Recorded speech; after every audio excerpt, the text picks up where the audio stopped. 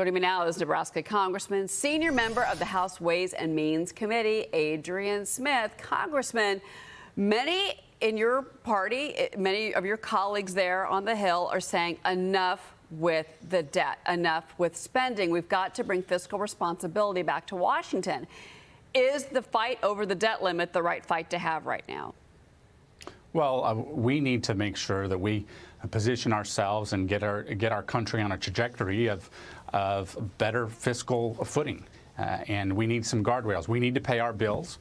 We don't want to delay decisions that could cause harm to our economy or make decisions that cause harm to our economy. But we need some guardrails so that spending is in a better situation a few months down the road. So you're telling me that you think that that your party should be pushing back, and because the White House doesn't want to negotiate on this, and Janet Yellen is telling you you have to raise the debt ceiling. They've only got enough money to fund the government through June. That's what she says. So you're okay with this fight going forward, because several of your colleagues are saying they're not backing down. We need to have these conversations, but clearly the administration, they want to spend more money, raise taxes. That is the last thing we should do. And then they want a debt ceiling vote that doesn't change spending at all. So we need to have conversations. We need to pay our bills. Let me be very clear, so that we can make sure our economy is on as strong a footing as possible. Okay. All right. So, Congressman, there's this idea that it's like obstruct. Let's make sure that nothing happens, that we're going to make sure that spending stops. And I think the American people are tired of that. What they do want to hear, you used an interesting word. You said we need to have conversations.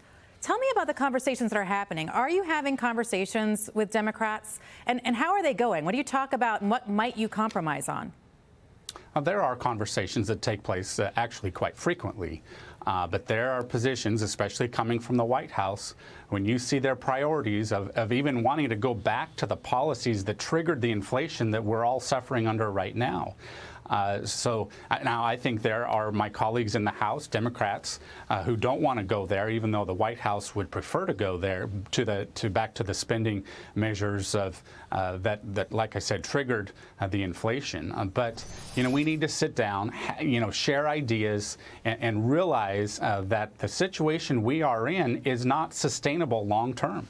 Yeah, well, but again, I mean, if you listen to the White House, just raise the debt ceiling. We do it every year, no big deal. Markets are going to have a heart attack if you don't do that. But so far, markets are not having a heart attack, to be clear here. I want to move on to Federal Reserve Governor Lael Brainard. She says, that she sees high interest rates ahead of the next Fed meeting in the next 2 weeks. Obviously, the Fed's policies are affecting the economy. Here's what she says, quote, even with the recent moderation, inflation remains high. Policy going to need to be sufficiently restrictive for some time to make sure inflation returns to 2% on a sustained basis. I ask you this question because as the Fed continues to raise rates, we see economic destruction. And what we're seeing this week, in particular today, is more layoffs. Google, 12,000 jobs, gone. Amazon, Microsoft, thousands of jobs, gone. Do you agree with Fed policy right now? Well, I'm concerned about increasing interest rates. We've got dynamics in the economy that I think create some accountability to begin with. And the fact that we have the worker shortage and the housing shortage that I hear about all the time as I engage with constituents across my district and even beyond. So I just hesitate to think that we need higher interest rates because that can stand to do, I think, greater harm than would otherwise be delivered with the volatility of the marketplace. True. I also want to ask you about what's happening with the SPR. And again, you're in the perfect position here because you're controlling the purse strings. U.S. Energy Secretary Jennifer Granholm pushing back on this Republican bill. This would ban oil sales from the SPR to China. She says it would weaken our energy security tool, result in higher gas prices. What do you make of that statement? Well, they're pushing back because I think they have abused our reserve for political purposes.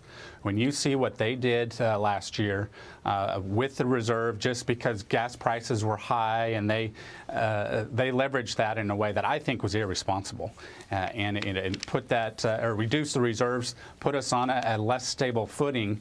And they want as many options as they can that they can use for political reasons, rather than really focusing on the SPR, that reserve, and what it's intended for. All right, Congressman Adrian Smith, House Ways and Means. Thank you very much for being here, Congressman. Thanks for having me. Have a good day. You too.